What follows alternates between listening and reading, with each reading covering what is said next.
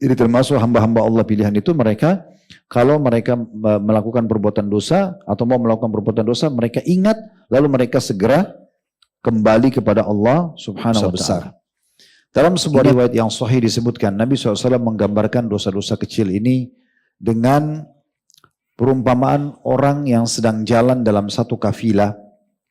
Kemudian mereka mampir di sebuah tempat, lalu mereka membutuhkan api unggun untuk menghangatkan tubuh mereka.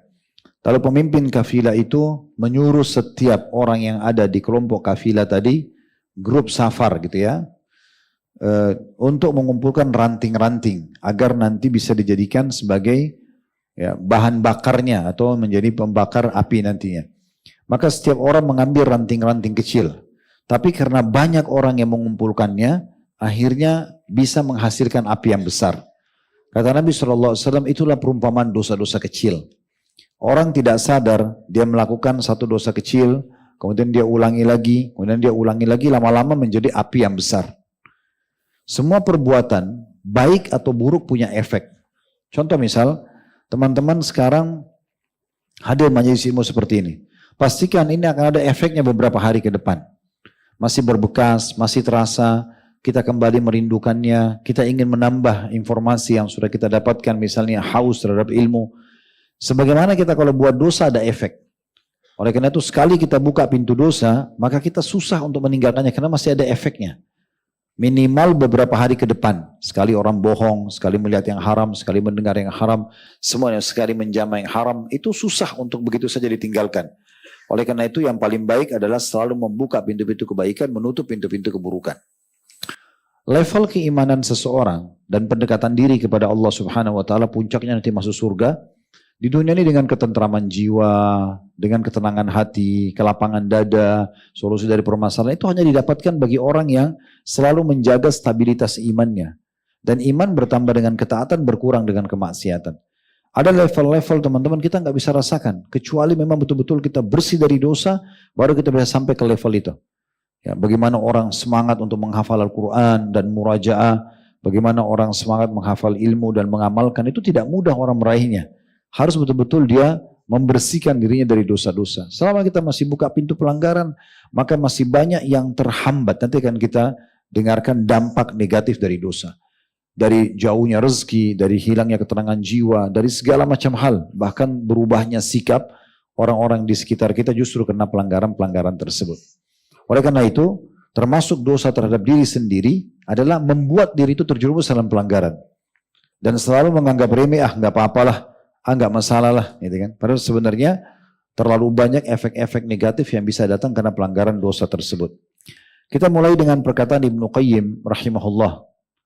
Beliau mengatakan di dalam kitab Ad-Da'wa Dawa'nya di halaman 66, "Fama yanbaghi ayyu'lam anna adz-dzunuba wal ma'asi tadur." Yang wajib diketahui oleh setiap muslim, wajib diketahui, perkara diketahui dan dipelajari serta diyakini betul-betul adalah dosa dan kemaksiatan itu pasti menimbulkan mudarat. Pasti. Bukan dipilih. Sekecil apapun sudah cukup. Nabi Adam alaihissalam hanya makan buah, satu pelanggaran diturunkan dari surga. Iblis hanya nggak mau sujud, satu dosa diusir, dilaknat sampai hari kiamat. Jadi jangan pernah kita anggap, nggak apa-apa, nganggap remeh. Padahal sebenarnya kita sedang mendolimi diri kita sendiri. Ya. Orang yang bekerja di perusahaan, dia tahu itu kalau dia telat datang, kalau dia tidak selesaikan pekerjaan, kalau dia ganggu temannya, dia akan kena SP, surat peringatan. Orang yang bodoh adalah dia tetap langgar. Dengan anggap remeh, nggak apa-apalah. Belum tentu juga saya ketahuan, dan seterusnya. Begitu ketahuan, maka baru dia malu sendiri. Ya. Apalagi kalau terus diulangi, maka bisa dikeluarkan dari perusahaan. Nah sebenarnya tidak jauh contohnya dosa-dosa yang kita lakukan dengan itu. Maka beliau mengatakan, termasuk perkara yang seharusnya diketahui, diyakini, ya, difahami baik-baik bahwasanya semua dosa dan kemaksiatan pasti menimbulkan mudarat. Wala budda anna dararaha fil qalbi qadararis sum atau samum fil abdani ala ikhtilafi darajatiha fid darar. Dan ketahuilah bahwasanya efek samping daripada dosa itu terhadap hati seperti efeknya racun-racun terhadap badan. Tentu tergantung tingkat bahayanya, tergantung daripada tingkat juga racunnya itu. Nah begitu juga tergantung tingkat dosanya. Maka dia akan merusak hati seseorang. Kalau hati sudah rusak, maka akan rusak semuanya jasadnya. Sebagaimana sudah kita tahu dalam hadis Nabi SAW yang sahih, dalam di manusia itu ada, dalam diri manusia ada segumpal darah. Kalau dia baik semua, kalau buruk semua, itulah hati manusia. Maka efeknya kepada hati itu betul-betul seperti racun yang pasti akan mengganggu ya, stabilitas hati itu sendiri dan akhirnya jasadnya juga. Dan itu tergantung tingkat level daripada racun atau pelanggaran tersebut. Wahal fid dunya wal akhirati syarrun wa dawa'un illa sababuhu dzunub wal ma'asi. Lalu beliau menanyakan, kita semua berseraya mengatakan, maka apakah ada kehinaan serta penyakit di dunia dan di akhirat yang tidak disebabkan oleh dosa dan maksiat? Semua ini karena dosa, semua ini karena pelanggaran. Apa yang kita rasakan dari sumpek, dari sedih, gangguan orang, segala macam hal, ini dari dosa kita. Ini dari dosa kita. Bahkan dosa-dosa masa lalu saja masih bisa berefek ke masa depan. Ya. Sebagaimana Allah SWT jelaskan masalah itu. Sebagian kaum muslimin sempat terpukul mundur di perang Hunain, itu karena dosa-dosa masa lalu mereka. Nah seperti itulah.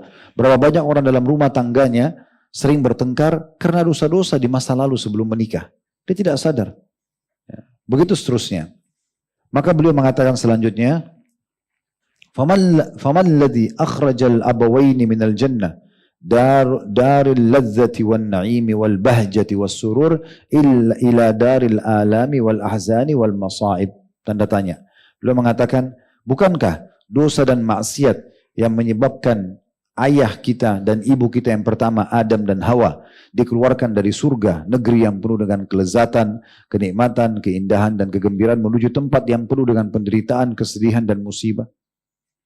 Dalam sebuah riwayat yang sahih, bahkan ada orang akan datang kepada Nabi Adam alaihissalam pada hari kiamat, seraya mengatakan, wahai Adam, engkau adalah manusia pertama yang Allah ciptakan dengan tangannya, disebut karena dipuji-puji kelebihan Adam alaihissalam.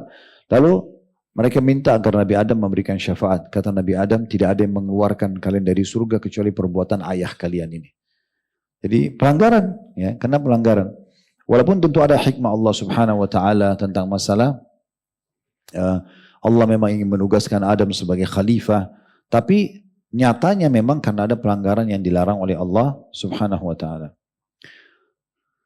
Saya pernah mendengar ceramah dari Syekh Muhammad Shinqiti hafidhahullah, salah satu dari majelis ulamanya Saudi. Beliau bicara tentang masalah Adam alaihissalam dan beliau mengatakan, apa yang kita lihat di ujung-ujung kuku kita ini ya, kuku ini, kaki dan tangan, itulah pakaian awalnya Nabi Adam. Jadi maksudnya waktu awal diciptakan, itu semuanya seperti ada kuku di badan kita ini besar, menutupi dan penuh dengan cahaya. Tapi pada saat Adam AS melakukan pelanggaran, yang Allah mengatakan, dan kami membuka pakaian mereka, maksudnya dihilangkan. Dan tersisalah di ujung-ujung jari kaki tangan kita. Sisanya sudah diangkat oleh Allah Subhanahu Wa Taala. Jadi ada efek-efek yang kita sadar tidak sadar akan datang. Berarti pemahaman sebaliknya teman-teman. Kalau kita fokus pada ibadah kita, tidak buat maksiat, berarti lawannya. Kalau itu bisa datangkan mudarat, kalau ini berarti datangkan manfaat. Pasti manfaat kebahagiaan dengan rumah tangga, dalam pekerjaan, apa saja. Bahkan pada saat kita menghadapi musibah pun akan lebih ringan. Fudail bin Iyad rahimahullah berkata begini, biqadri ma yasguru dzambu indak ya'dhumu indallah wa biqadri ma ya'dhumu indaka yasguru indallah. Semakin kecil dosa yang terlihat dalam pandanganmu, selalu kau anggap remeh. Udahlah nggak apa-apa, udahlah nggak apa-apa, kan cuma begini, kan cuma begitu, kan cuma sekali, ya misalnya. Maka semakin besar nilainya di sisi Allah. Allah akan menghukum dengan itu, karena dianggap remehnya. Jadi berbuat dosanya dosa, menganggap remehnya dosa. Sekarang kita bahas lagi, itu pernah kita bahas masalah menganggap remeh dosa ya. Sekarang kita bahas apa? Menjurumuskan diri kita. Sengaja masuk dalam pelanggaran pada kita tahu itu berbahaya, itu dosa sendiri. Selain dosa yang kita lakukan, misalnya orang sengaja berzina, dia dosa dengan zinanya. Kalau dia anggap remeh, dia dosa dengan menganggap remehnya. Kalau dia juga melakukannya perbuatan tersebut, sebenarnya dia sedang dolimi dirinya, karena ada hukuman yang akan datang. Itu juga dosa sendiri. Lalu dikatakan sebaliknya, semakin besar dosa itu terasa dalam hatimu, ketakutan kita besar untuk melakukan perbuatan dosa, walaupun kecil, takut sekali sama Allah, maka dia semakin kecil di sisi Allah. Semakin kita besarkan dosa itu kita takut buat, maka Allah pun makin kecilkan ya di sisi Allah sementara. Tidak ada hukumannya. Allah akan menjaga kita supaya kita tidak terjerumus dalam pelanggaran tersebut.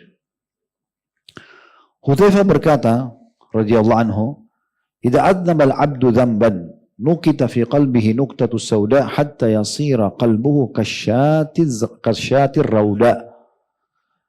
Bila seorang hamba terus saja melakukan dosa, maka hatinya akan ditandai dengan titik hitam. Jika dosa terus berulang, maka hatinya akhirnya akan menjadi seperti domba yang terbalik. Maksudnya hati yang terbalik dari fitrahnya. Beberapa hal yang harus kita perhatikan berhubungan dengan masalah efek samping dosa. Ini perlu kita selalu ulang-ulangi teman-teman sekalian, karena di setiap harinya ada saja peluang buat dosa. Dan di setiap ada dosa, maka ada godaan baru dari syaitan untuk kita terjerumus. Hari ini kita tidak terjerumus, besok dia akan goda kita, minggu depan dia goda kita sampai nyantol. Solusi terbaiknya adalah harus kita pikirkan sisi mana yang kita masih rasa lemah secara keimanan, ada dosa kita lakukan di situ, maka itu kita tutup. Nanti akan penutupan di bahasan kita, insya Allah kita akan sebutkan kiat-kiat untuk menutup pintu-pintu dosa itu. Pertama, efek negatif daripada dosa, efek negatif yang sangat besar adalah tidak bisanya seseorang memahami dan menerima ilmu. Susah dia. Mau hadir majelis ilmu, mau dengar, mau merenungi, mau mengamalkan. Dan seperti tadi perkataan Ibnu Qayyim, level daripada pemahaman ilmu dan aplikasi tergantung level daripada dosa dia. Kalau dia betul-betul bersih dari dosa, maka dia bisa menggabungkan semua, memahami, ya, menulis, kemudian menghafal, kemudian mengamalkan, kemudian mengajarkan. Tapi kalau orang berkurang, mungkin dia cuma hadir, tapi memahaminya belum tentu semuanya, menghafal juga masih mungkin belum, mencatat juga masih belum, apalagi mengamalkan dan mengajarkan kepada orang lain. Jadi dia akan ada efek, makanya tergantung kadarnya. Kalau makin sedikit dosa kita, maka makin terbuka pintu-pintu kebaikan tersebut. Beliau mengatakan, Ibnu Qayyim mengatakan, "Hirmanul ilm, fa innal ilma nurun yakzifuhu Allah fil qalb wal ma'siyatu tudfi'u dzalikan nur." Di antara jeleknya efek daripada maksiat adalah sulitnya hati atau diri menerima ilmu. Karena ilmu itu cahaya dari Allah dan dia akan masuk ke dalam hati, sedangkan maksiat justru memadamkan cahaya ilmu itu. Dalam sebuah majelis antara Imam Syafi'i sama gurunya Imam Malik ini kagum-kagum sama Imam Syafi'i karena cerdas sekali. Di antara muridnya, mungkin sekian banyak muridnya yang bergabung, Imam Syafi'i baru gabung, tapi Imam Syafi'i sudah hafal kitab Muwatta, rajin sekali belajar, mudah memahami, sampai dia bisa mengajar di masa hidupnya Imam Malik. Intinya, Imam Malik waktu itu beliau mengatakan, dikatakan dalam sebuah riwayat atau sebuah athar, walamma jalasal Imam Syafi'i baina yaday Malik, satu waktu Imam Syafi'i duduk di majelisnya Imam Malik, wa qara alaihi a'jabahu ma ra'a min wufuri fitnatihi. Maka Imam Malik melihat kecerdasan dan kesempurnaan pemahaman Imam Syafi'i sampai membuatnya tercengang. Ya. Kemudian dikatakan dan juga luasnya, ya, hafalannya, pemahamannya. Lalu dia berkata, Imam Malik bilang kepada Imam Syafi'i, karena lihat itu, cepat sekali dia faham, cepat sekali dia hafal, cepat sekali dia amalkan. Bahkan orang sudah mulai banyak bertanya dengan dia dan akhirnya dia berbagi ilmu tersebut. Maka Imam Malik bilang kepada Imam Syafi'i, inni arallaha qad alqa ala qalbika nura, fala tudfi'hu bi dhulmatil ma'siyah. Aku melihat Allah telah membuka hatimu dengan cahaya ilmu. Jangan pernah kau redam itu dengan berbuat maksiat.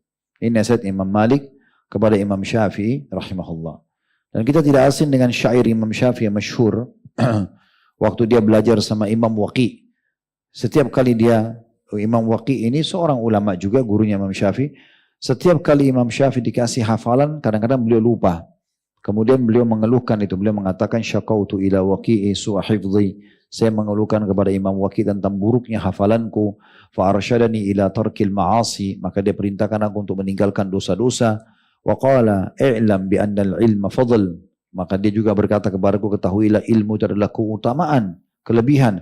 Wadullahi ya la yu'tahu asi. Dan kelebihan Allah, Allah tidak berikan kepada ahli maksiat. Dalam riwayat lain, wa'alam annal ilma nur wa nurullahi la yu'ta li asi. Tahuilah ilmu itu adalah cahaya dan cahaya tidak akan dikasihkan kepada pelaku maksiat. Jadi ilmu susah ya difahami. Tadi saya bilang, kalau antum bilang, tapi kan dalam jiwa mungkin antum bicara, tapi kan saya masih keinginan hadir di Blok M. Oke, satu. Levelnya masih banyak itu. Bukan cuma hadir. Kalau antum hadir sambil menghayal nggak ada manfaatnya. Hadir cuma merapihkan majelis hanya karena ajakan teman, cuma ngangguk-ngangguk atau menghayal nggak tahu apa yang dibahas, kalau ditanya nggak ngerti, gitu kan? Itu berarti masih level yang dibawa sekali. Tapi kalau sudah sampai pada apa yang disampaikan memahami, bisa membawa pada perubahan, mencatat, ya, kemudian menghafal, kemudian mengamalkan, apalagi sampai menyampaikan, itu sudah luar biasa. Maka level-level ini harus dijangkau dengan level keimanan seseorang. Yang kedua, saya yakin semua, terutama laki-laki, pasti selalu, kenapa, apa yang dikejar kalau selesai kuliah, kerja, untuk apa kerja? Cari rezeki, cari nafkah, ya kan? Tahu nggak kalau maksiat itu penyebab tertahannya rezeki, menghalangi. Makin banyak dosa, makin banyak rezeki yang tertahan. Itu disebutkan oleh Nabi SAW dalam hadis yang sahih riwayat Imam Ahmad. Innal abda la yuhramur rizqa bidzambi yusibu. Ketahuilah seorang hamba itu benar-benar terhalang dari rezekinya karena dosa yang dia lakukan. Tadi sudah kita bilang, Nabi Adam itu dikeluarkan dari surga hanya karena makan buah. Padahal bisa saja Allah maafkan dan Allah tinggalkan dalam surga. Tapi Allah ingin tunjukkan kepada kita, ini pelanggaran. Tidak boleh seperti ini. Ya. Ibnu Qayyim menanggapi mengatakan, wa kama anna taqwallaha majlabatan lirizq fatarkut taqwa majlabatan lil faqr atau majlabatan lil faqr, ya. Famas sujliba rizqullahi bimithli tarkil ma'asi. Kata beliau menanggapi perkataan tadi, ya, hadis tadi itu, takut kepada Allah menjadi kunci pembuka pintu rezeki. Sedangkan lalai dalam takwa, malas-malas berbuat maksiat justru dapat mengundang kefakiran. Rezeki hanya akan mengalir kepada seseorang yang menjauhi segala bentuk maksiat. Dan tadi maksud ini rezeki yang penuh dengan berkah, ya teman-teman. Rezeki yang membuat kita selalu tercukupi walaupun dia jumlahnya secara kuantitas tidak banyak. Rezeki yang membawa kita lebih taat kepada Allah. Jangan antum tarik ini kepada orang ahli maksiat tapi banyak rezeki. Antum lihat banyak uangnya. Bukan. Berapa banyak orang yang Allah jadikan hartanya itu justru penyiksaan bagi dia. Dia jadi susah tidur. Dia jadi membenci keluarganya sendiri. Dia lagi bermusuh-musuhan sama temannya dan segala macam hal banyak yang terjadi. Apalagi kalau dia gunakan dalam kemaksiatan itu pasti sudah istidraj, tahapan siksaan dari Allah Subhanahu wa taala. Kemudian juga maksiat bisa menyebabkan hati yang hampa. Kemudian jauh sekali dari mengingat Allah Subhanahu wa taala. Kita pernah sampaikan seseorang datang kepada Hasan Basri lalu mengatakan, saya sudah maksiat sekian tahun tapi saya tidak pernah lihat siksaan Allah. Maka kata Hasan Basri, kamu keliru. Siksaan Allah sudah terlalu lama berjalan pada kamu. Lalu dia mengatakan, mana buktinya?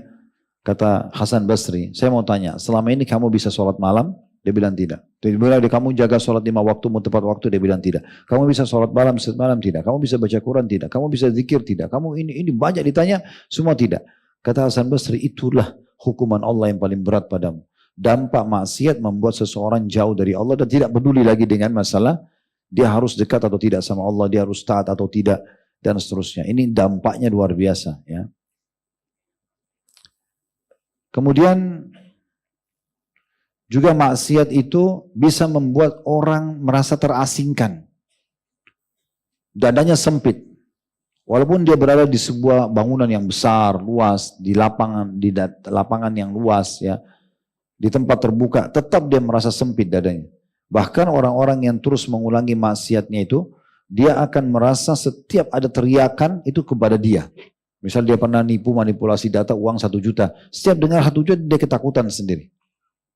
Setiap kali dia lihat sebuah tempat yang mungkin dia pernah bunuh orang atau ganggu orang, pasti dia mengingat ketakutan sendiri. Dan itu tidak pernah dirasakan oleh orang-orang yang baik. Karena orang baik itu tempatnya masjid, majelis ilmu. Kalau lihat masjid dia makin rindu dengan masjid, dia makin suka beribadah dan segala macam. Majelis ilmu juga begitu, ya. Jadi seperti itulah. Dan juga banyak hal dipersulit oleh Allah Subhanahu wa taala. Tadi kalau rezeki ini juga dipersulit urusan-urusannya.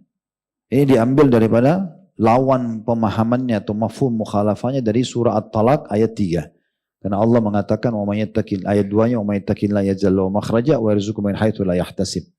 Siapa yang bertawakal kepada Allah, siapa yang bertakwa sama Allah, Allah akan berikan jalan keluar dari masalahnya dan Allah berikan rezeki dari tempat tidak disangka-sangka.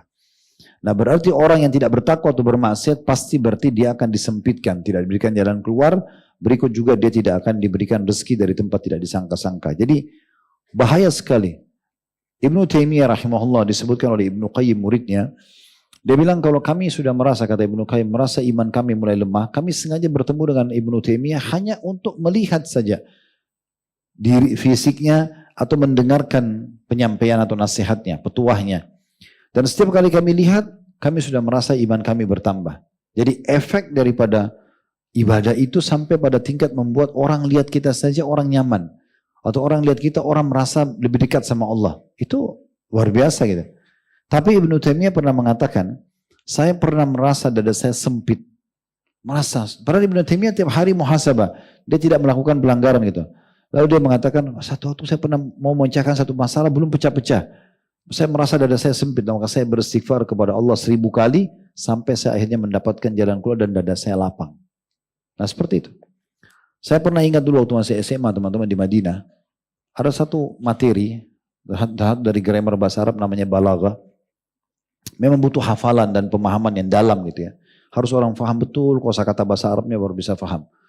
Saya belajar dari mulai keluar dari ujian, saya ke masjid kampus, kemudian saya coba hafal, gak paham-paham. Sampai menjelang maghrib, udah menjelang isya. Waktu itu belum ada handphone. Jadi saya telepon biasa, saya ingat ada teman saya dulu, Hafidahullah Dr. Muhammad Rahili. Sekarang masih jadi sahabat saya, beliau sudah profesor sekarang. Dia sempat saya telepon, saya bilang coba datang dulu. Ada waktu gak datang ke kampus? Oh ya boleh. Datanglah dia. Dia selalu komlaut, Masya Allah di Fakultas Hadis, sementara suatu saya masih SMA. Terus saya bilang, saya nggak tahu kenapa dari tadi, saya coba hafal ini susah sekali saya paham. Sementara waktu itu, perlu teman-teman tahu kondisi kami di Madinah, ini kampus, hiburannya itu ke Masjid Nabawi. Ya. Paling jauh mungkin jalan di pasar sekitar Masjid Nabawi, semua juga perempuan berhijab. Ya. Transaksinya juga umumnya ya, di situ umumnya transaksi konvensional yang tidak ada riba di situ, cuma orang jual beli baju, jual beli barang secara langsung. Cash and carry aja gitu. Jadi tidak terlalu ada masalah sebenarnya. Bukan saya katakan saya tidak buat dosa, tapi waktu itu lingkungan kita membentuk kita jauh dari dosa gitu ya. Lagi kuliah di kampus di kota Rasulullah, kita cuma hiburannya dari kampus ke Masjid Nabawi. Tapi teman saya ini bilang begini, Khalid kau masih punya wudu gak? Saya bilang masih, sebab mau tunggu Isya. Dia bilang coba berdiri sekarang, dia di sutra di tiang masjid itu, coba sholat 2 rakaat, minta taubat kepada Allah. Saya ingat betul itu, saya langsung berdiri lalu saya sholat 2 rakaat, saya ikuti saja saran dia. Subhanallah, setelah selesai salam, antara maghrib isya, waktu lebih pendek dari tadi saya habis duhur sampai menjelang maghrib itu waktu yang panjang. Duhur ke asar, asar ke maghrib. Maghrib isya, dia duduk terangkan ke saya sebentar, saya faham dan besok saya lulus dengan nilai yang sangat bagus. Jadi subhanallah, orang tidak tahu apa yang jadi masalah dalam hidupnya, tapi coba dia introspeksi diri, dia kembali kepada Allah Subhanahu wa taala dan dia coba meminta kepada Allah agar diberikan jalan keluar. Begitu juga bahayanya efek dosa ini, musuh-musuh kita menjadi berani menghadapi kita. Sebaliknya berarti orang yang bertakwa ditakuti oleh musuh. Bahkan Allah bisa membalikkan ya, permusuhan musuh itu menjadi rasa cinta dan menghormati. Makanya disebutkan pada saat Umar bin Abdul Aziz rahimahullah meninggal dunia, wafat, dan ada satu utusannya beliau lagi berada di depannya di depannya Kaisar Romawi. Jadi ada ceritanya begini, ada satu orang mujahid itu sempat ditangkap oleh pasukan Romawi, lalu dibutakan matanya dan disuruh menggiling tepung itu di penjara dalam kondisi bertahun-tahun seperti itu. Maka sampailah berita kepada Umar bin Abdul Aziz, lalu beliau kirim surat kepada Kaisar Romawi kalau harus segera melepaskan si muslim tadi. Maka Kaisar Romawi waktu lihat surat tersebut datang kaget. Dia karena dia sendiri tidak tahu. Rupanya orang itu kemungkinan ditangkap tanpa sepengetahuan dia atau mungkin dari masa ayahnya dulu. Maka dia bilang, siapa yang membuat Raja Soleh ini marah? Segera keluarkan muslim itu. Maka yang mengantar surat itu mengatakan, saya juga heran bagaimana sikapnya Kaisar Romawi begitu menghormati Umar bin Abdul Aziz. Lalu kemudian dikeluarkanlah orang muslim tersebut, dikasih baju yang terbaik, ingin dikembalikan. Begitu mau dibawa pulang, tiba-tiba Kaisar Romawi menangis. Lalu kata si utusan Umar bin Abdul Aziz, dia mengatakan, kenapa anda menangis Kaisar? Lalu dia mengatakan, hari ini sampai berita kepadaku kalau Raja Saleh meninggal dunia. Padahal Kaisar Romawi itu musuh. Allah balik hatinya, justru bukan lagi memusuhi, menghormati, memuliakan, segan, semua ada di situ. Tapi sebaliknya orang kalau justru buat dosa, Allah buat musuh itu mudah sekali menganggap remeh dia. Makanya Umar bin Khattab dalam statement yang sangat masyhur berkata begini. Dia bilang kepada pasukan yang dia kirim, ingatlah, musuh kalian jauh lebih kuat dari sisi persenjataan, kualitas juga, keterampilan perang dan segala macam. Dan jauh lebih banyak dari sisi jumlah. Jadi kualitas dan kuantitas itu lebih banyak dari kalian. Cuma mereka ini maksiat kepada Allah, kufur. Kalian lebih sedikit senjatanya, lebih sederhana juga mungkin latihannya segala macam, karena keterbatasan senjata, dan lebih sedikit secara jumlah. Tapi kalian memiliki ketakwaan pada Allah. Kalau kalian maksiat juga kepada Allah, pastikan musuh kalian akan mengalahkan kalian. Tidak mungkin tidak, karena memang mereka lebih kuat dari sisi jumlah dan juga ya, kualitas. Allah subhanahu wa ta'ala mengatakan dalam surah Al-Hajj ayat 38, innallaha yudafi'u 'anil ladina amanu, Allah akan membela orang-orang beriman. Itu kalau di saat kata ulama tafsir mereka mengikuti iman mereka dengan amal saleh. Amal saleh. Nah, ini penting ya. Sekarang kita masuk teman-teman sekalian ke masalah bagaimana caranya agar kita ini bisa teman-teman sekalian terjaga dari dosa-dosa itu.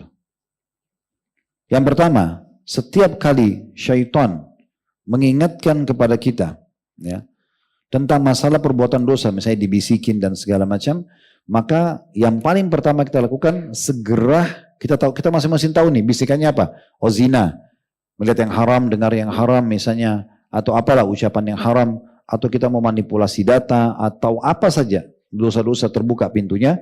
Maka yang paling pertama, segera cari tahu dan baca kembali ancaman Allah di dosa itu. Ini termasuk dalam firman Allah, tadzakkaru fa idahum mubsirun.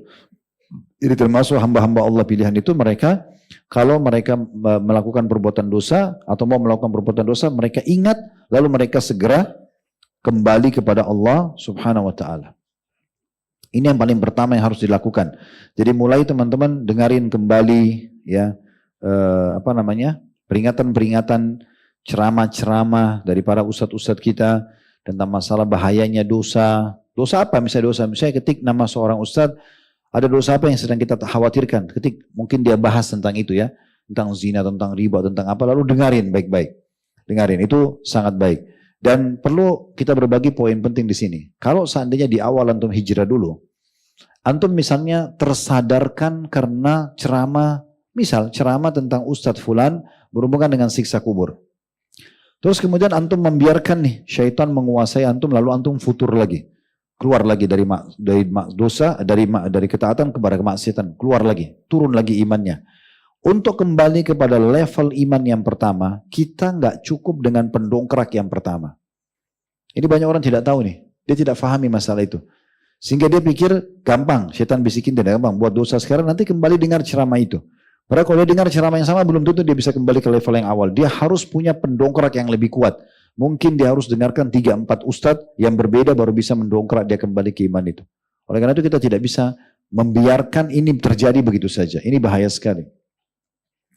Yang kedua teman-teman sekalian, adalah kita merasakan bahwasanya Allah dan menghadirkan dalam diri kita muraqabah. Allah itu mengawasi kita.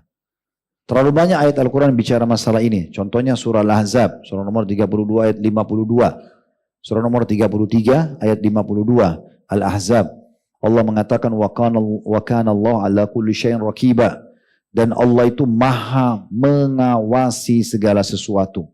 Tidak ada satupun yang kita lakukan, kita niatkan kecuali Allah tahu. Fahami baik-baik itu. Jangan pikir masa bodoh kayak Allah tidak tahu atau tidak ada orang lihat. Allah melihatnya, Allah mengetahuinya.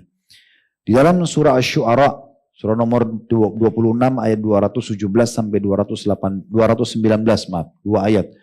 Asy-Syu'ara surah nomor 26 ayat 217 sampai 219 berbunyi, "Wa tawakkal 'alal 'azizir rahim alladzi yaraka hina taqum wa taqallubaka fis sajidin." Dan bertawakkallah engkau kepada Zat yang Maha Perkasa lagi Maha Penyayang, yang Dia senantiasa melihatmu, mengawasimu ketika engkau berdiri beribadah, dan Dia juga melihat semua gerak-gerikmu pada saat engkau sedang sujud. Semua perbuatan baik kita Allah tahu. Lebih rinci daripada itu dalam surah Yunus, surah nomor 10 ayat 61. Allah berfirman, "Wa ma takunu fi sya'an wa ma tatlu minhu min Qur'anin wa la ta'maluna min 'amalin illa kunna 'alaikum syuhudan id tufiduna fi wa ma ya'zubu 'an rabbika min mithqali dzarratin fil ardi wa la fis samai wa la asgharu min dzalika wa la akbaru illa fi kitabim mubin." Yang artinya surah Yunus ayat 61, kamu tidak berada dalam satu kegiatan. Setiap individu kita diajak bicara sama Allah. Kamu secara pribadi tidak berada dalam satu kegiatan apapun, dan tidak membaca satu ayat dari Al-Quran pun, dan kamu tidak mengerjakan satu pekerjaan pun, ya. Melainkan kami menjadi saksi atasmu di waktu kamu melakukannya. Tidak luput dari pengetahuan Tuhanmu Allah, biarpun sebesar atom di bumi maupun di langit. Tidak ada yang lebih kecil dan tidak pula lebih besar dari itu, melainkan semua tercatat dalam kitab yang nyata atau Lauhil Mahfuz. Dalam surah Al-Imran, surah nomor 3 ayat 5, Allah juga mengatakan, "Innallaha la yakhfa 'alaihi syai'un fil ardi wa la fis sama'." Allah itu zat yang maha sempurna, yang tidak ada sesuatu pun di bumi dan di langit tersembunyi baginya. Semua Allah SWT tahu. Dalam surah Al-An'am, surah nomor 6 ayat 59, Allah juga mengatakan, "Wa indahu mafatul ghaibi la ya'lamuha illahu wa ya'lamu ma fil barri wal bahr wa ma tasqutu min waraqatin illa ya'lamuha wa la habatin fi dhulumatil ardi wa rabbin wa la yabisin illa fi kitabim mubin." Dan di sisinya lah, sisi Allah SWT, kunci-kunci perbendaharaan yang gaib, tidak ada yang mengetahuinya kecuali Dia. Dia mengetahui apa yang ada di daratan, di lautan, tidak selembar daun pun yang jatuh kecuali Dia mengetahuinya. Satu lembar daun dari pohon Allah tahu.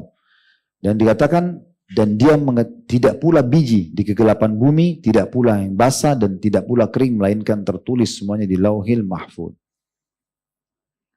Allah bicara kepada kita juga dalam surah Al-Hadid, surah nomor 57 ayat 4. "Wa huwa ma'akum aina ma kuntum." Allah selalu bersama kalian dimanapun kalian berada. Jadi orang bodoh kalau dia pikir Allah tidak tahu, Allah tidak lihat, sudah gampang, anggap remeh, gitu ya.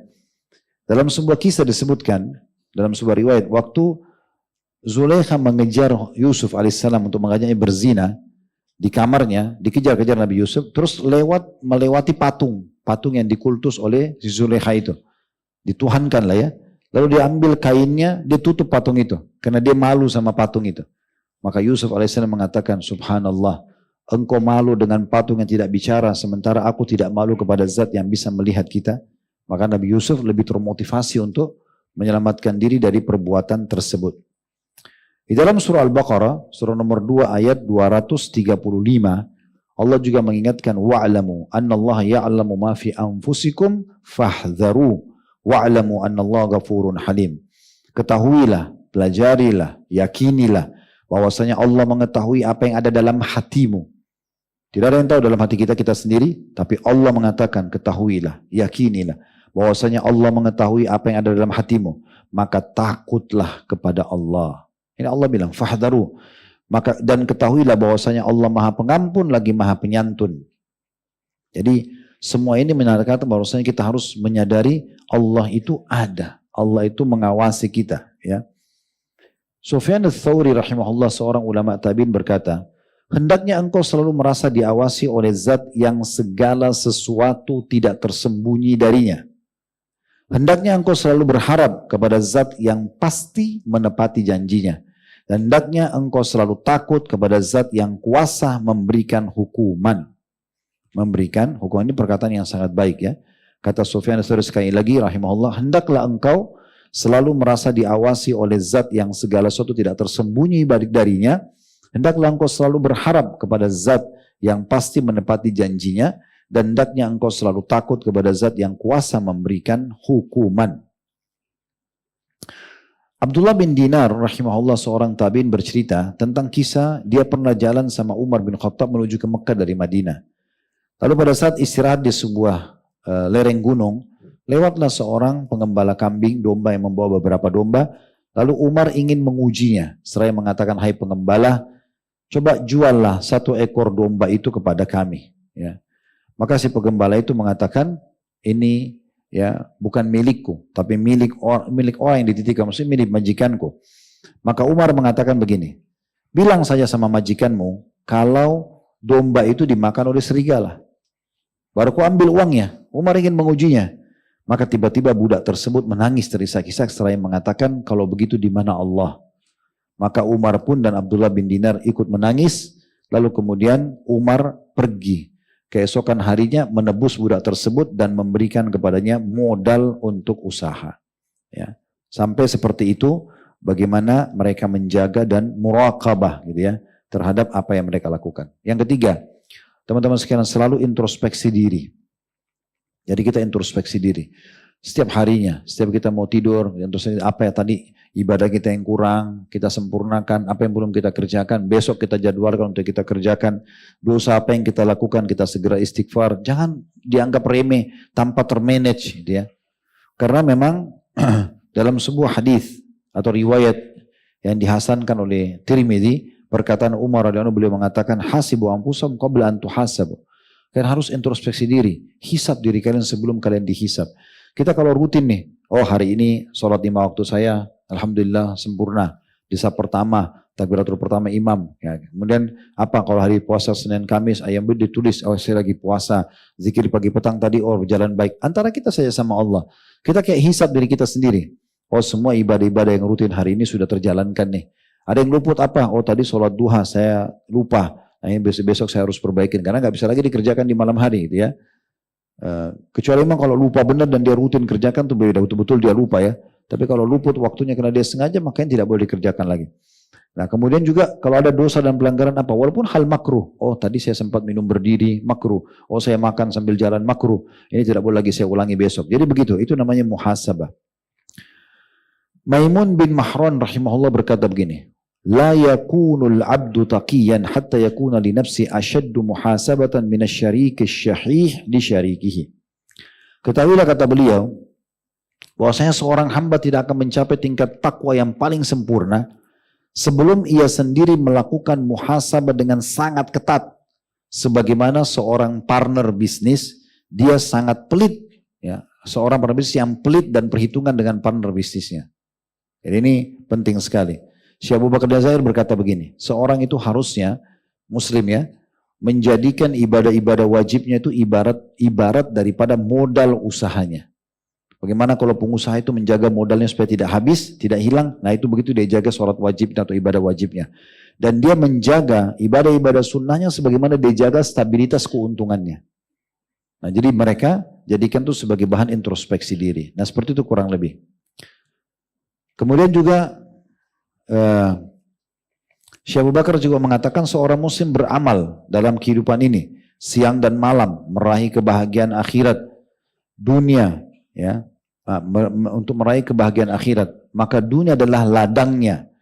Seyogyanya dia memperhatikan ibadah-ibadah fardu ini tadi yang statement kita sempat sebutkan, sebagaimana seorang pedagang memperhatikan modal usahanya dan memperhatikan ibadah-ibadah sunnah sebagaimana pedagang memperhatikan keuntungan usahanya, serta menjadikan maksiat dan dosanya seperti layaknya kerugian dalam perniagaannya. Lalu dia menyendiri sesaat di akhir harinya untuk memperbaiki semua itu. Untuk memperbaiki semua itu. Jadi memang ini bahan introspeksi diri penting sekali untuk kita jadikan sebagai pegangan kita. Mungkin sebagai penutup tentunya teman-teman sekalian di poin nomor 3 ini, introspeksi diri, beberapa sikap dari salafus saleh yang berhubungan dengan masalah introspeksi seperti misalnya Nabi Sulaiman alaihissalam, kita sudah tidak asing dengan kisahnya bagaimana beliau bermain-main dengan kuda kerajaan, akhirnya luput sholat asar, sebagai bentuk tobatnya dalam hadis Bukhari, beliau menyembelih kuda-kuda itu lalu kemudian beliau sedekahkan. Kemudian Abu Talha radhiyallahu anhu salah satu sahabat Nabi ketika tersibukkan dengan kebunnya maka ia segera muhasabah dengan cara menyedekahkan semua kebun itu di jalan Allah Subhanahu wa taala. Ahnaf bin Qais radhiyallahu anhu, ada yang mengatakan dia sahabat, yang mengatakan dia tabi'in. Dia satu waktu meletakkan jari jemarinya di sumbu api. Jadi di masa dulu orang masih pakai sumbu, lalu ditaruh minyak, lalu ada api. Dia sengaja taruh jari jemarinya di atasnya dan sedikit merasakan panasnya. Seraya dia mengatakan, hai Hunaif, apa yang mendorongmu berbuat kala itu? Apa yang mendorongmu berbuat kala ini dan itu? Maksudnya dia jadikan bahan muhasabah. Gitu ya. Kemudian juga bagaimana Abdullah bin Umar radhiyallahu anhuma, beliau pernah ketinggalan sholat berjamaah satu kali saja. Maka beliau segera menggantinya dengan sholat malam tanpa tidur. Untuk muhasabah. Dan dia juga menghukum dirinya sendiri supaya dia hati-hati sekali. Nah ini program ini perlu kita jadikan sebagai program dalam hidup kita. Yang terakhir teman-teman sekalian adalah yang keempat, memperbanyak doa. Ya, doa kepada Allah Subhanahu wa taala. Jangan anggap remeh karena kita harus betul-betul berdoa, kita memperhatikan, jangan sampai doa ini hanya kita ucapkan kalau kita butuh. Tapi kita memang betul-betul melahirkan perasaan butuh kita. Ya. Jadi bukan kita berdoa pada saat butuh, tapi kita merasa itu sebuah kebutuhan. Nah begitu. Sehingga kita selalu berdoa kepada Allah SWT. Minta agar kita istiqomah dalam ibadah. Makanya Nabi SAW wasiatkan kepada Mu'adz, hai Mu'adz, saya mencintaimu. Kalau habis sholat jangan tinggalkan Allah ma'inni ala dzikrika wa syukrika wa husni ibadatik. Ya Allah tolong aku agar aku berzikir kepadamu, bersyukur kepadamu dan memperindah ibadah untukmu. Kemudian juga berdoa agar diselamatkan dari segala macam maksiat. Nabi SAW seringkali mengulangi, ya muqallibal qulub, tsabbit qalbi ala dinik. Ya, dalam riwayat lain, ya musarrifal qulub, sarrif qalbi ala ta'atik. Wahai yang membalik-balikan hati manusia, tokohkan hatiku di atas agamamu. Selalu kita berdoa begitu. Ya wahai zat yang mengalihkan hati manusia, alihkan hatiku kepada ketaatan kepadamu. Jadi kita selalu condong kepada ketaatan. Itu harus berdoa. Minta sama Allah Subhanahu wa taala agar diselamatkan. Termasuk kalau kita lihat misalnya ada orang buat maksiat, kita bilang ya Allah berikan dia hidayah, selamatkan saya. Kalau orang buat ketaatan, ya Allah kuatkan mereka dan buat mereka istiqomah dan buat juga aku bisa mengerjakannya. Selalu seperti itu. Dan insya Allah ini akan membantu kita untuk